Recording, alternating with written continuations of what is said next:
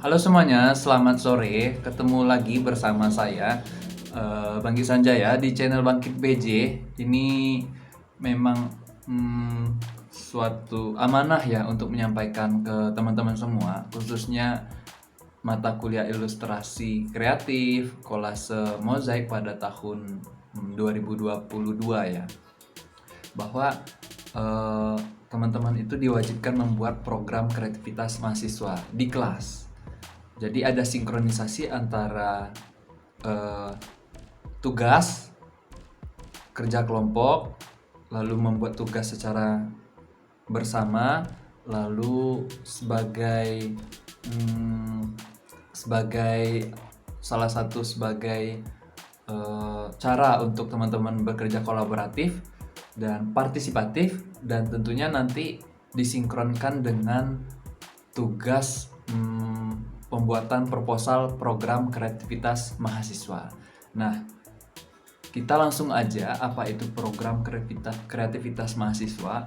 Ini di poin jenis PKM. Itu ada research yang pertama, teman-teman bisa program kreativitas mahasiswa research sosial humaniora, lalu ada lagi research tentang engineering, ya terserah. Ini kemungkinannya peluangnya kecil ya untuk jurusan kita, jurusan seni rupa. Tapi bisa, memungkinkan sekali. Lalu ada juga bidang kewirausahaan. Ini tentang entrepreneur ya tentunya, untuk komoditi yang bisa dijual beli begitu, diperjualbelikan. Lalu ada juga pengabdian kepada masyarakat. Teman-teman juga bisa untuk memberikan manajemen solusi, entah itu profit dan non profit. Lalu ada juga produk, gagasan, dan publikasi atau artikel ilmiah. Ini AI. Nah, teman-teman, kenapa ini terasa wajib di kelas tentunya? Entah teman-teman itu mata kuliah menggambar binatang, dasar-dasar patung, atau mata kuliah lain yang memungkinkan untuk membuat PKM, itu biasanya dari instruksi dari ketua jurusan ya, itu akan eh, tidak ada ketentuan diwajibkan, cuma memang ada penyuluhan. Mahasiswa seharusnya sudah membuat program kreativitas mahasiswa pada tahun ini, dan penutupannya itu pada tanggal 31 Maret 2022. Jadi sekitar 1 bulan dari video ini diupload. Jadi menurut saya itu penting saya sosialisasikan kepada teman-teman apa itu program kreativitas mahasiswa. Jadi teman-teman kuliah, kerja kelompok, menghasilkan karya, membuat proposal, lalu nanti diupload proposal tersebut. Jika lolos dapat cuan, lalu lolos pada mata kuliah itu, karena salah satu mata kuliah akan membuat proposal, tentunya mengganti salah satu tugas di mata kuliah tersebut. Misalnya ada 7 tugas, nanti proposal itu akan mengganti salah satu tugas tersebut. Bisa saja tugas, bisa saja mengganti UTS atau mengganti UAS. Silakan koordinasi dengan dosennya. Pak, saya dapat informasi PKM Pak, apakah saya diwajibkan atau mengganti salah satu tugas, entah itu UTS, UAS, atau salah satu tugas mandiri atau tugas rutin ya. Begitu. Jadi itu tergantung koordinasi dengan dosen yang lainnya di kelas tersebut ya. Entah itu mata kuliah teori atau praktek. Begitu. Jadi pada pembahasan ini mungkin kita cenderung ke mata kuliah praktek, khususnya di jurusan seni rupa ya. Nah, oke. Kenapa ini terjadi? Ada wacana dalam minggu ini ya, pembuatan PKM itu digencarkan oleh pimpinan dan bahkan dosen-dosen. Dan mungkin teman-teman tahu di kelas yang lainnya ya, dan tidak tersampaikan di kelas teman-teman lakukan pada saat ini, teman-teman jalani saat ini, mungkin dosennya belum ada waktu atau sedang mempelajari PKM itu apa, sehingga tersampaikan ke teman-teman. Karena itu saya membuat video ini. Kenapa hal ini penting dilakukan di kelas? Apa manfaatnya? Apa keuntungan untuk mahasiswa? Dan mungkin ada nggak kerugiannya dalam pembuatan PKM? Nah, ini melihat pada PowerPoint yang saya dapat dari acara rapat pimpinan. Di sini ada kondisi PKM jurusan seni rupa pada tahun 2019. Di sana teman-teman bisa melihat hanya 4 judul, teman-teman. Waktu saya S1 aja itu hampir satu kelas itu hampir puluhan. Itu waktu saya kuliah tahun 2013. Itu satu kelas mengupload. Tapi di jurusan seni rupa UNES ini tahun 2019 hanya 4 judul dan yang lolos hanya satu di PIMNAS. Lalu 2020 mungkin karena pandemi ya, ini tidak ada yang lolos dan hanya 2 judul. Tapi tidak ada lolos di PIMNAS. Lalu 2021 satu judul yang didanai dan tidak lolos PIMNAS. Dan ini sangat miris sekali karena di jurusan lain atau di fakultas lain itu judulnya tentang kesenirupaan semua. Judulnya tentang bagaimana membuat lukisan dengan media atau medium bekas serabut kelapa, plastik, dan lain sebagainya. Dan itu justru yang mengupload dari kampus-kampus yang bukan ada basic seni rupanya atau ada jurusan seni rupanya. Dan itu menjadi tamparan juga menurut saya saat saya mengetahui data ini, begitu. Kenapa ini terjadi? Karena ketertarikan pada bidang ilmiah tentu mungkin rendah ya. Ini bisa kita tangkap bahwa memang di seni rupa itu membuat karya, ketemu klien langsung nggak ada jual beli, tawar menawar di sana tanpa ada tulis menulis lalu membuat nota-nota dan membuat perencanaan yang detail. Lalu dana kecil, tuntutan besar, waktu tempuh panjang. Memang pada program kreativitas mahasiswa ini teman-teman harus membuat proposal.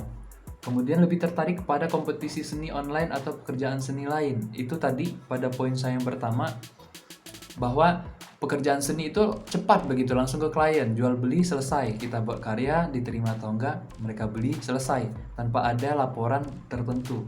Kemudian kompetisi seni seperti itu, kita upload, lolos tidak lolos nanti dapat sertifikat, lalu dapat uang jika memungkinkan, ada hadiah. Lalu banyak yang tidak tahu informasi. Karena itu saya membuat suatu sosialisasi melalui YouTube ini atau melalui video ini. Nah, peningkatan partisipasi mahasiswa diperlukan karena ini teman-teman, kita itu berada di bawah sementara ini untuk upload PKM, program kreativitas mahasiswa melalui proposal saja dulu ya. Setidaknya ya di setiap kelas itu ada mengupload begitu. Jadi setiap kelas ada 20 mahasiswa dibagi 5 orang satu kelompok, itu mungkin ada 1, 2, 3, 4 proposal yang mungkin terjadi yang bisa dibuat begitu. Jadi mungkin 4 proposal itu ya bisalah mewakili kelas tersebut. Bayangkan saya ada mengampu 18 kelas, jika itu dilakukan semua mungkin akan banyak proposal yang di-upload. Dan karena itu pada video ini penting disampaikan kegiatan sosialisasi PKM, lalu proyek mata kuliah. Jadi teman-teman, ada pendekatan Team Based Project Learning TBPJL semasa saya pekerti, itu teman-teman selama ini membuat karya secara individu. Nah, sekarang itu membuat kerja bersama, kolaborasi, partisipatif, dan lain sebagainya. Jadi di suatu kelas teman-teman akan dapat tugas mingguan dan bisa juga ada tugas mengganti UTS atau UAS-nya secara kelompok. Nah, jadi nanti teman-teman dari 5 orang dalam satu kelompok itu, 3-5 orang ini akan membuat suatu produk di kelas tersebut sesuai mata kuliahnya. Jadi saat ada PKM ini sinkron sekali begitu. PKM membutuhkan produk dan ide, di kelas harus ada kerja kelompok untuk menghasilkan produk. Jadi ini sinkron sekali teman-teman. Kalau digabungkan, teman-teman tinggal membuat proposalnya aja lagi. Karya sudah ada, apa yang mau dilakukan, apakah pengabdian, kewirausahaan, dan lain sebagainya. Contoh artikel ilmiah, yaitu memudahkan teman-teman membuat proposal. Lalu lolos pada mata kuliah tersebut dan dapat cuan jika didanai, dan ada juga pelengkap teman-teman kalau lulus atau wisuda nanti akan ada SKPI ya, surat keterangan pendamping ijazah. Itu lumayan dong di saat teman-teman ditanya nanti saat bekerja apa yang teman-teman lakukan selain berkuliah nantinya. Teman-teman bisa menjawab pengalaman saya lolos PKM, berorganisasi dan lain sebagainya. Jadi tidak hanya kupu-kupu, kuliah pulang begitu. Itu salah satu manfaat dalam mengikuti PKM ini. Teman-teman membuat proposal dan bisa juga untuk awal dari skripsi atau untuk penyelesaian proposal di luar, itu bisa. Jadi ada banyak kemungkinan manfaat dari program kreativitas mahasiswa sembari teman-teman belajar menulis. Nanti saya sampaikan panduannya bagaimana. Itu mudah sekali. Jadi beberapa strategi meningkatkan usulan PKM ya ini, proyek pada mata kuliah, lalu kegiatan sosialisasi PKM. Untuk tentang komunitas ilmiah mahasiswa, integrasi pada pembimbing skripsi atau TA ini kita hiraukan dahulu. Kita fokus pada kegiatan sosialisasi PKM dan program pada mahasiswa, khususnya pada mata kuliah. Makanya video ini dibuat, teman-teman. Ini strategi integrasi PKM pada mata kuliah praktik. Kebetulan jurusan kita membuat mata kuliah praktik ini sangat bermanfaat sekali. Itu ada PKMKC, teman-teman membuat penciptaan karya seni fungsional. PKMK, komoditas usaha, ada daya jual beli di sana. Kemudian dilatih kepada masyarakat, PKM semacam pengabdian kepada masyarakat, memberi pelatihan kepada masyarakat. Lalu isu dan solusi, teman-teman bisa membuat semacam wacana tanpa perlu bertindak. Ide solusi itu sudah salah satu tindakan yang sangat bagus dalam kategori PKM ini. Lalu ada PKM AI, yaitu ditulis dan dipublikasikan. Kemudian ada research, itu tentang kualitatif, itu juga bisa. Teman-teman, kalau di seni rupa kemungkinan besar itu di penciptaan karya fungsional ini juga bisa. Komoditas jual beli, misalnya patung, teman-teman membuat aksesoris, membuat karya seni kolase juga bisa. Kemudian dibuat membedah frame cermin atau jam, itu dibuat dengan judul tertentu. Kemudian atau dilatihkan kepada masyarakat, mengajak Karang Taruna, mengajak beberapa masyarakat anak kecil untuk menggambar bersama, membuat karya patung bersama, atau membuat kolase bersama, atau membuat suatu aktivitas berkesenian bersama-sama. Itu tentu bisa dilakukan. Kemudian isu atau solusi itu juga semisal ada isu lingkungan. Kalau di UNES itu ada problem penataan pengelolaan sampah di luar UNES ya, di dalamnya sudah bagus karena banyak pembangunan baru, masyarakat yang baru tinggal di sini, ada perpindahan juga. Setelah pandemi akan banyak jual beli di sana, akan banyak sampah. Di sana teman-teman lihat isu di sana, kasih solusinya apa. Lalu ada juga limbah eceng gondok di suatu daerah, di salah satu daerah pedesaan Semarang, itu banyak itu. Teman-teman bisa mengolah eceng gondok tersebut atau memberikan solusi untuk tidak terjadi banjir di sana karena mampet. Karena eceng gondok itu cepat sekali ya pertumbuhannya. Kalau dia sudah tua dan membusuk, akan mengendap di bawah air sehingga air tidak berjalan dengan semestinya. Itu di satu daerah itu menjadi problem sampai sekarang. Itu teman-teman bisa kasih solusinya. Kemudian karya tulis dan publikasi atau riset, teman-teman bisa membedah suatu karya patung, entah itu dalam ranah politik atau sosialisasi. Patung-patung di sekitar UNES itu banyak, itu juga bisa teman-teman bedah. Dan itu aja untuk awal pembuka apa itu program kreativitas mahasiswa, lalu apa aja bidang-bidang yang memungkinkan untuk teman-teman membuat proposal.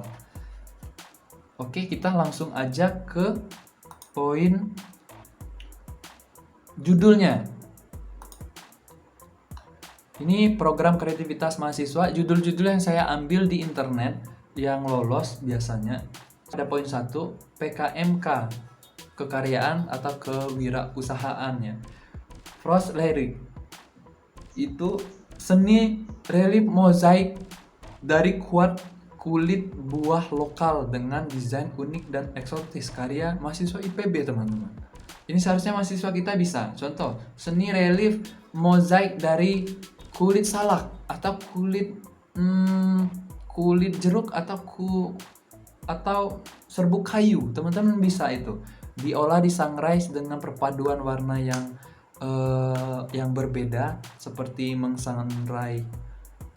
meroaster kopi itu ya. Di sana teman-teman bisa mengkolasekan itu, entah itu potret atau di wadah yang 3 dimensi dengan desain kreatif. Itu bisa diganti, teman-teman.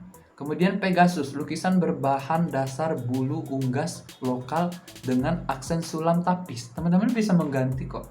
Misalnya kolase berbahan dasar limbah kertas, itu sangat luar biasa. Semoga itu bisa diloloskan. Lalu ada Natersus, sepatu wanita berbahan dasar serabut kelapa dan kain khas Nusantara. Teman-teman bisa mengganti sepatu laki-laki, sepatu anak-anak berbahan dasar limbah, misalnya limbah eceng gondok dan lain sebagainya. Itu bisa, teman-teman.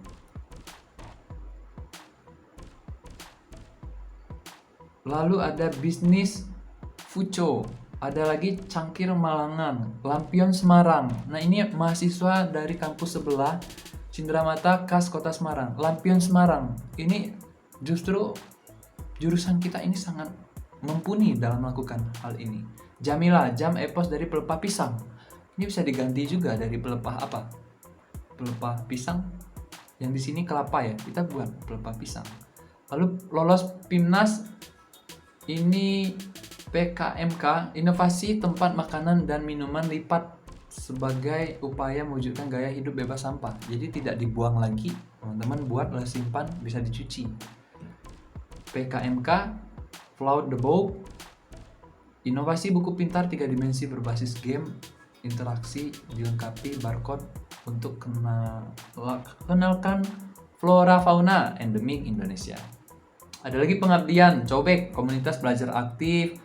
Kemudian robot, recycle, botol tidak repot, penyuluhan mengenai daur ulang sampah plastik. Ini teman-teman bisa ya. Lalu ada Narsis, membuat usaha juga, nugget kulit manggis. Kemudian ada aksesoris resin sebagai titik awal pemberdayaan Karang Taruna. Nah, teman-teman bisa membuat kolase atau menggambar binatang atau menggambar ilustrasi, menggambar kreatif, ilustrasi kreatif, atau dasar-dasar patung.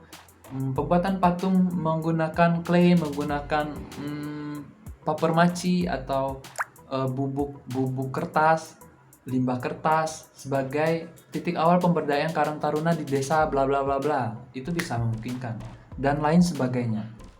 Lalu ada PKMAI, implementasi model pembelajaran dengan media video conference dan learning management system di masa pandemi.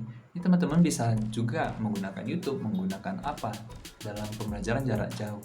Kemudian pemberdayaan mahasiswa di lingkungan kampus dalam mendukung program pencegahan dan pemberantasan penyalahgunaan dan peredaran gelap narkoba. Di sini juga saya rasa setiap kampus itu menjadi problem juga. Walaupun teman-teman memiliki basic seni rupa, ini bisa aja teman-teman aktif di organisasi dan melakukan program untuk mencari solusi, mencari jalan keluar dalam pemberantasan hal-hal yang dianggap isu-isu yang radikal atau isu-isu yang cenderung ke kriminal. Kemudian peningkatan inovasi produk dan promosi pada kelompok makanan basah. Ini teman-teman bisa melakukan inovasi tersebut. Artikel ilmiah contohnya pembuatan membedah suatu patung di UNES juga bisa, atau di Semarang ya tepatnya, ada banyak patung di sana. Teman-teman bisa olah tersebut. Oke, kita langsung ke contoh judul atau contoh proposalnya, teman-teman. Ini saya bahas secara ringkas aja ya, secara rinci nanti kita bahas di grup masing-masing. Ini setidaknya sebelum dosen-dosen menyampaikan apa itu PKM, teman-teman sudah ada modal. Apa sih itu PKM dan apa yang harus dilakukan oleh teman-teman? Di sini ada cover tentunya.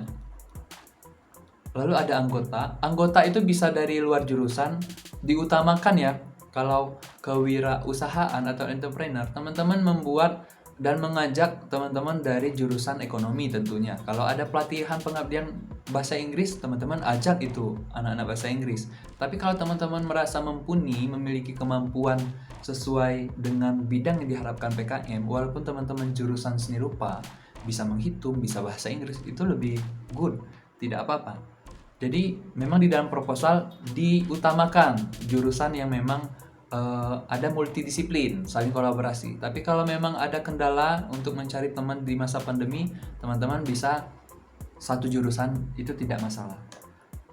Ini tahun 2016, mungkin perbedaannya tidak jauh ya, biasanya formatnya sama. Ini ada lembar pengesahan, di sini ada data-data ketua, lalu ada anggota, lalu ada tanda tangan.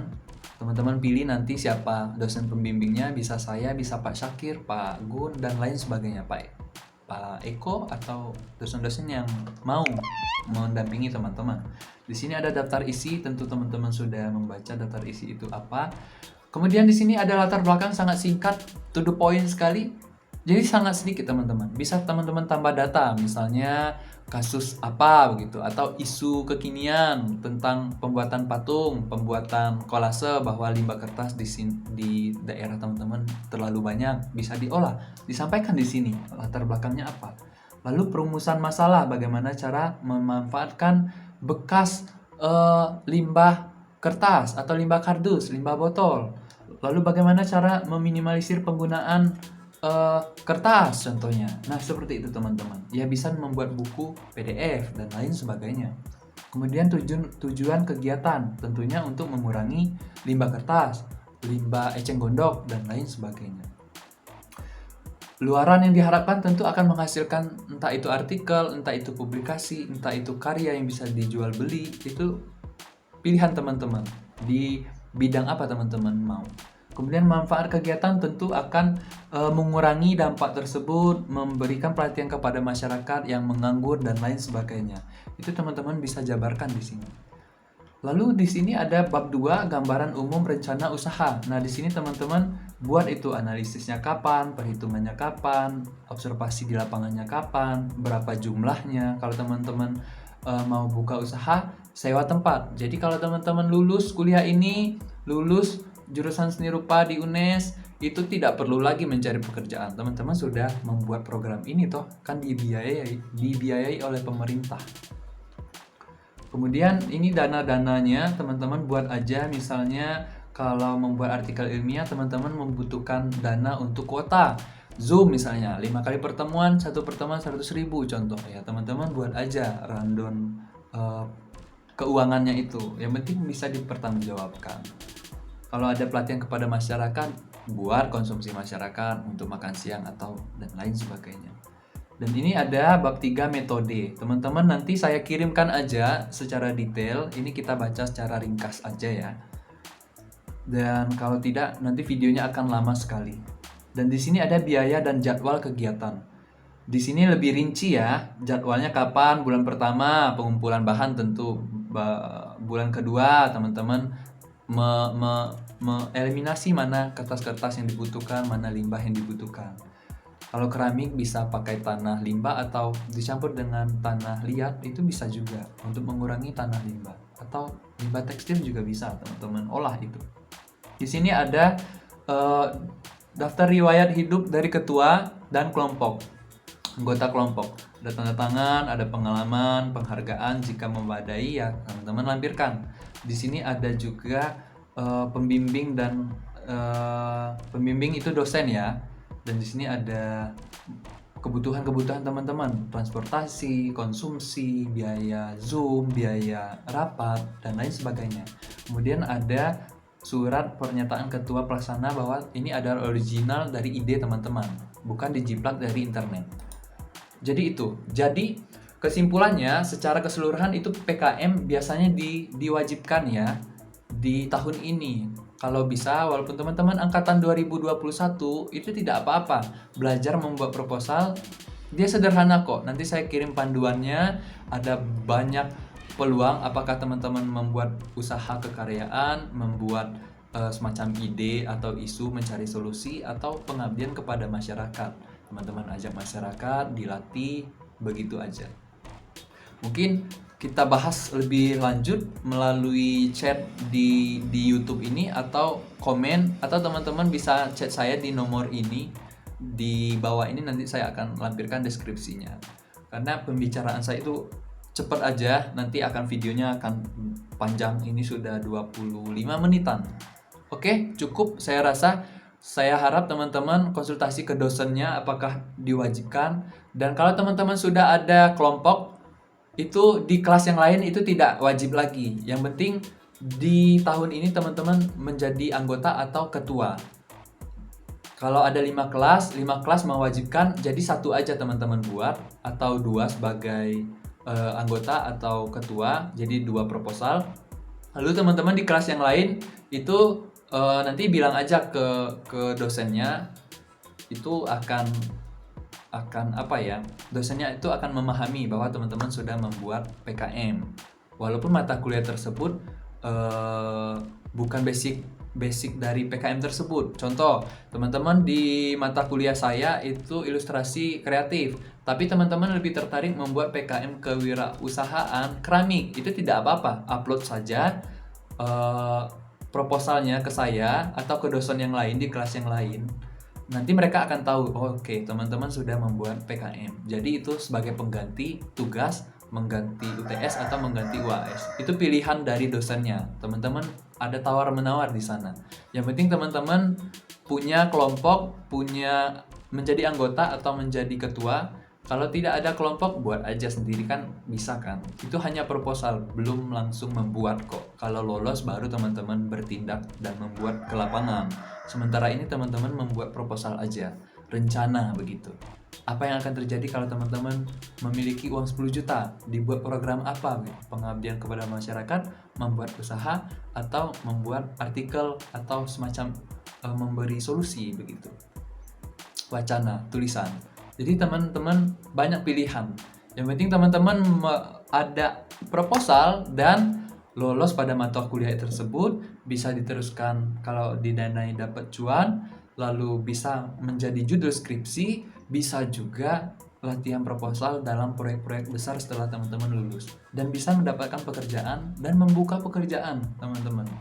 Jadi manfaatnya besar sekali. Oke, sampai jumpa di pertemuan berikutnya, di video berikutnya. Saya ucapkan terima kasih.